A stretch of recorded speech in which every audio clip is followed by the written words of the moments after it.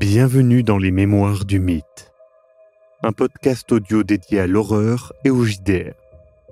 Ce format est produit par l'équipe de Globtopus et est permis grâce au tipeur. Installez-vous confortablement et si possible, mettez un casque. L'aventure démarre.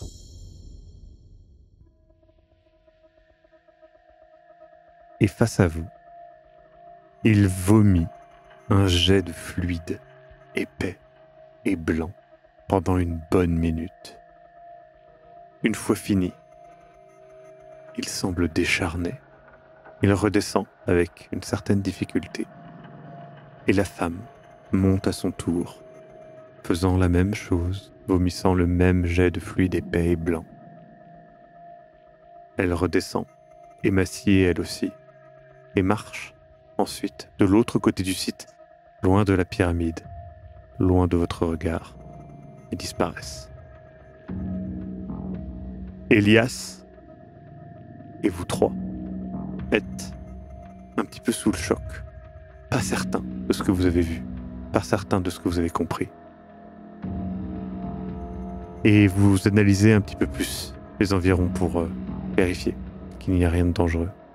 Encore une fois, la structure principale est cette pyramide à degrés, avec son sommet large et plat. La majorité de cette pyramide est certainement sous le sol. Et autour de la pyramide, vous pouvez voir qu'il y a, à l'intérieur des murs de ce site, il y a un réseau de murs encore plus petits qui ont été écroulés. Il y a plusieurs de ces murs qui semblent décorés, montrant que peut-être à une époque, il y avait d'autres structures, vu qu'il y a des arcades, des voûtes, des choses comme ça. Et il semble y avoir une décoration sur ces murs, mais il faudrait s'en rapprocher. Et vous pouvez voir que le sol est relativement inégal, rempli de poussière et de gravats. Du coup, Elias se tourne vers vous et fait « On y va ?» Attendez, 5 minutes. Et je prends 5 minutes pour faire un croquis du site. Vous le voyez s'attacher à croquer. 5 minutes. Son dessin je me dépêche. Je fais le plus vite possible. Vraiment médiocre, encore une fois, et bon, ça ne semble pas être son fort, clairement. Il n'y a aucune proportion gardée, les formes ne sont pas les bonnes, il n'est clairement pas doué là-dedans. C'est important, ça me permet de mieux m'en souvenir. Vous ne voyez pas comment c'est possible vu que ça ne ressemble en rien. Les perspectives de votre dessin sont un peu démentes quand même, Raymond, là.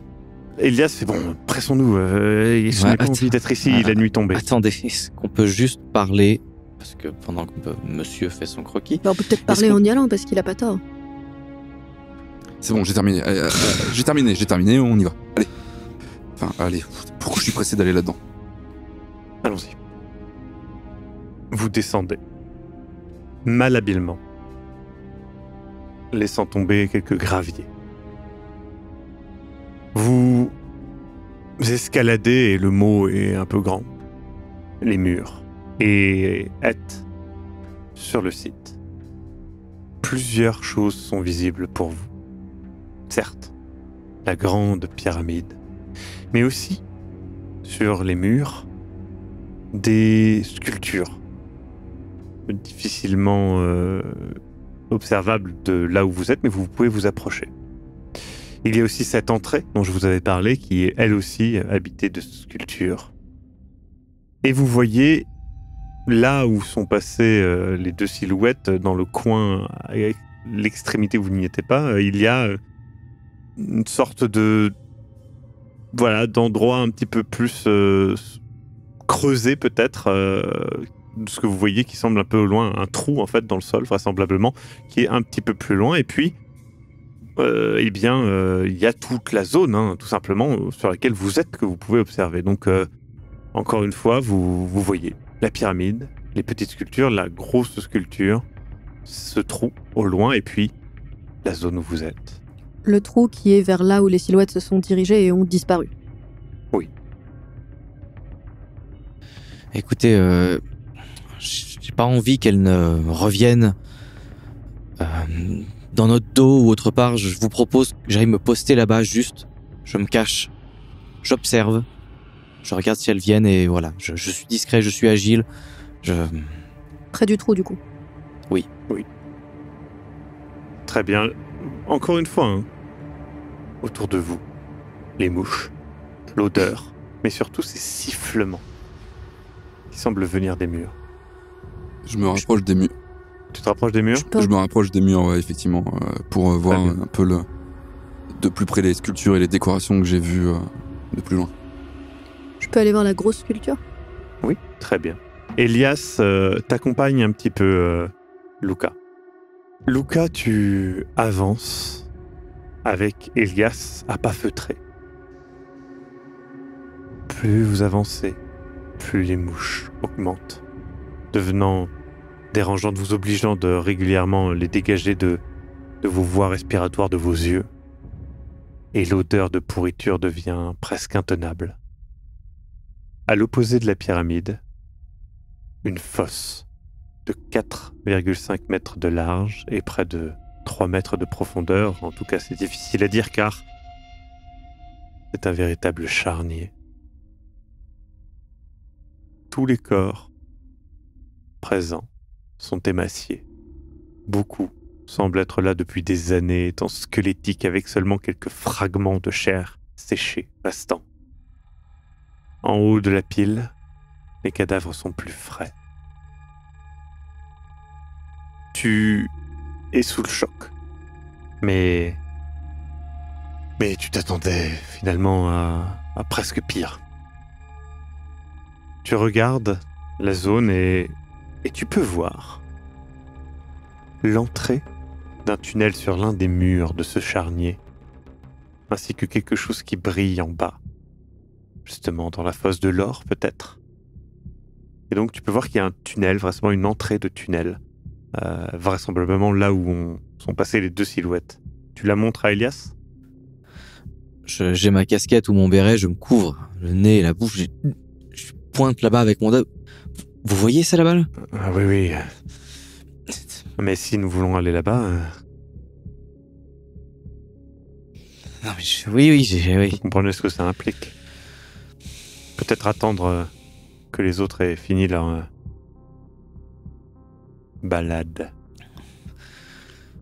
Mais Jackson, mais qu'est-ce qui se passe ici?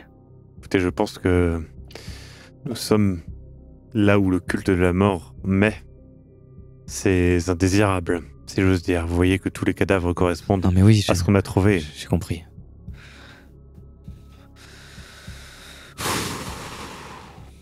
Tenez bon, Lucas. Célia, tu t'approches de cette immense entrée sculptée. Les gravures sont usées par le temps. Une tête fine et allongée, la bouche ouverte de manière grotesque. Tu réfléchis en la voyant, te demandant si tes connaissances en archéologie te permettraient d'identifier, mais oui, tu te rappelles, puisque justement, c'était ce bon vieux Raymond qui en avait parlé des Tiwanaku. Tu avais entendu parler des Tiwanaku, des sites Tiwanaku proches du lac Titicaca, et tu t'es renseigné un petit peu quand tu étais justement dans l'université. Et effectivement, donc, dans le côté bolivien du lac Titicaca, il y a des choses qui ressemblent à cela, hein, surtout dans la forme des têtes de pierre. Mais ça ressemble, mais pas tout à fait dans la forme des têtes de pierre. Effectivement, elles sont un petit peu émaciées cette fois-ci, un petit peu étranges. Et ceci dit, il y a suffisamment de similarité pour que ça semble être construit par le même peuple, à dater de la même époque. Ceci dit, voilà, il y a une centaine de kilomètres entre les zones où étaient les sites Tiwanaku et cette pyramide. Donc, tu comprends que ça a été placé volontairement loin des villes principales de ce peuple. Tu en tires certaines conclusions, certainement.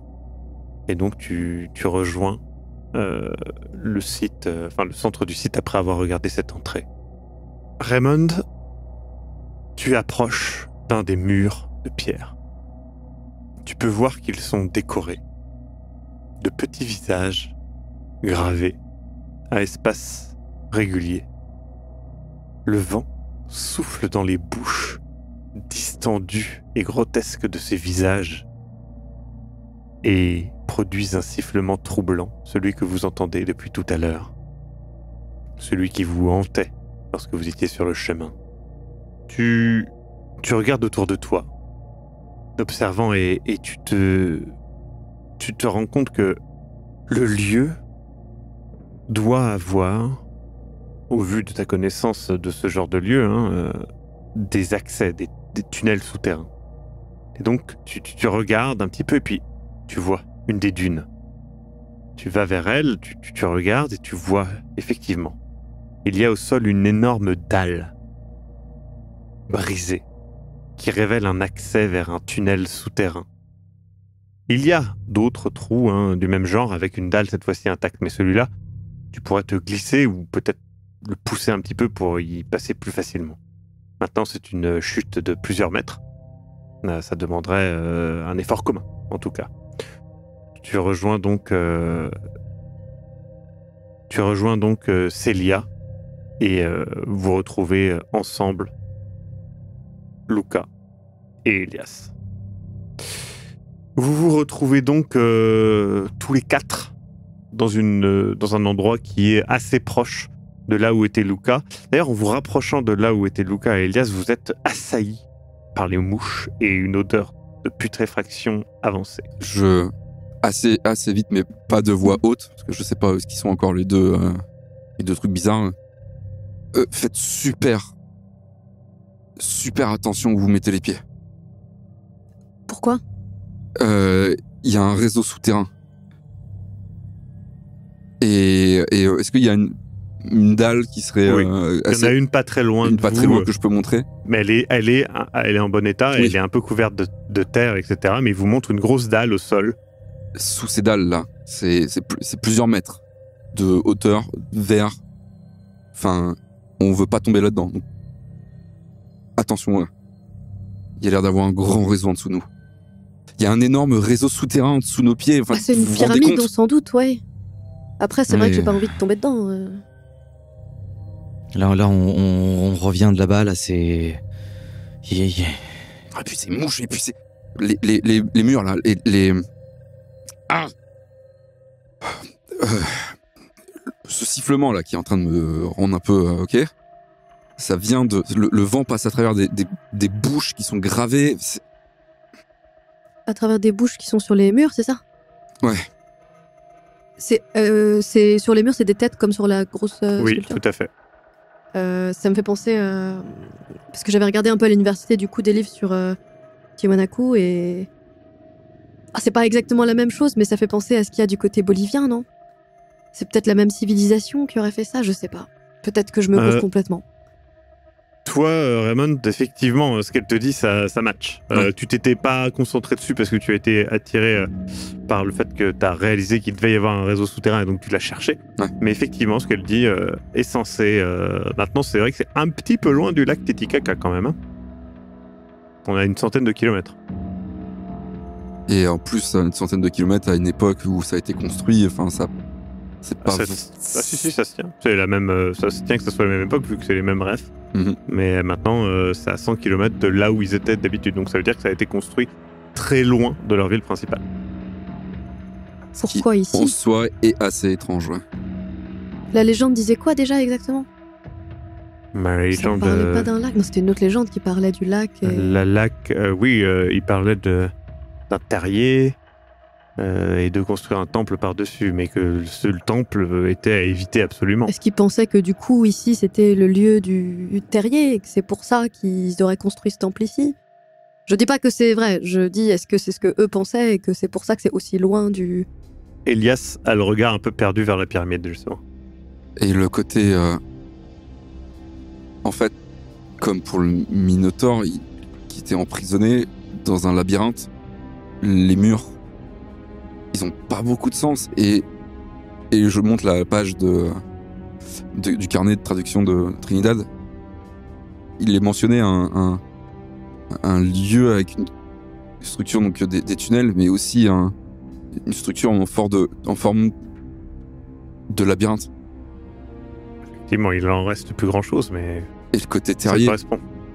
le fait que c'est un temple auquel il ne faut pas y aller, est-ce que ce serait pas une sorte de temple?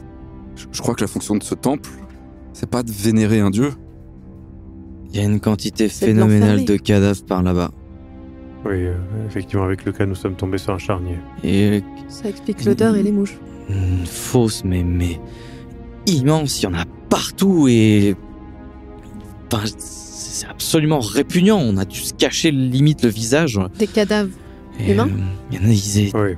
et vous savez, tous... je fais en fait un espèce de son d'inspiration. Ils sont tous émaciés, tout maigres, tout... Comme Cécile. Oui, comme l'enfant que nous avons trouvé et comme Trinidad. Trinidad. Il y a un passage et quelque chose brille aussi au sol. Quelque chose de doré. Quelque chose brille, il y a la lumière, il y a de la lumière qui arrive et ça brille, ou c'est quelque chose qui est phosphorescent? Non, c'est un objet qui brille, doré. Et on voulait vous attendre. Une lumière. Oui, bah, vous auriez vu ça là-bas, là. Je demande juste. Le réseau dont vous parlez, est-ce que c'est le même que nous trouvons là ou pas? C'est-à-dire que est-ce que le tunnel de la fosse est le même que le tunnel que vous dites avoir trouvé ou qui est... Et il montre la dalle. Faudrait... Je sais pas. Qu'est-ce qu'il y a en haut de cette pyramide aussi? Est-ce qu'on peut juste aussi revenir sur... vous les avez vus vomir, on est d'accord? Ou... Mais justement, est-ce que c'est notre esprit qui nous a joué des tours? On l'a vu Est-ce les que quatre, on l'a vu les quatre. Ils étaient en haut, là. On l'a Oui, vu. je suis d'accord Ah, avec vous, mais tour à nous l'avons tour, vu de loin. Il a sorti... Je sais pas si on peut même dire vomir. Il a régurgité, quoi, donc on va pas jouer sur les mots. Ils ont sorti par leur bouche une substance et une quantité de cette substance relativement importante. Merci. Substance blanche. On était trop loin pour savoir ce que c'était. Est-ce que vous voulez monter en haut de la pyramide pour essayer de savoir ce qu'il y a? Est-ce que...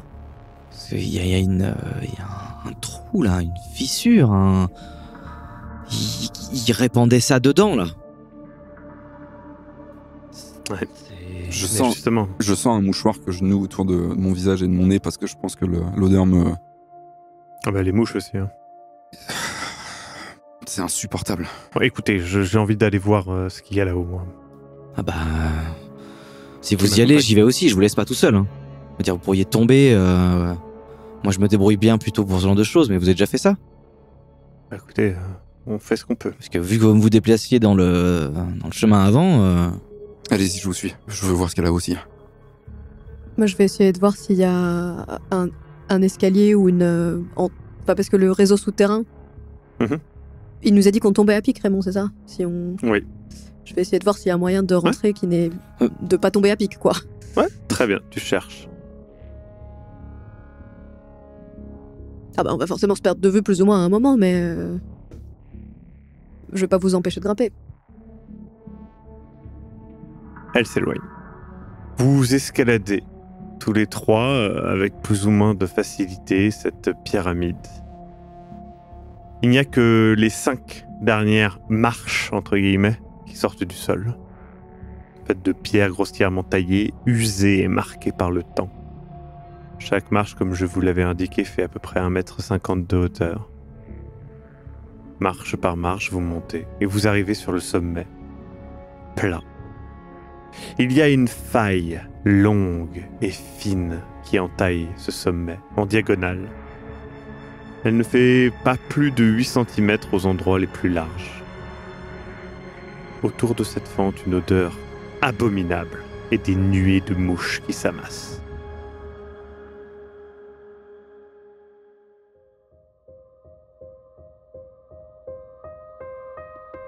Vous venez d'écouter Les Mémoires du Mythe. Écoutez nos épisodes sur www.globipodcast.fr. Retrouvez la liste complète des épisodes en description. Le rythme de publication est d'un épisode chaque mardi et chaque samedi. Les joueurs et joueuses sont CC Trouille, Eric Da Silva et Sirmas Cox. Je suis, moi, le maître du jeu, Maxime Robinet, et l'audio est monté par Ez.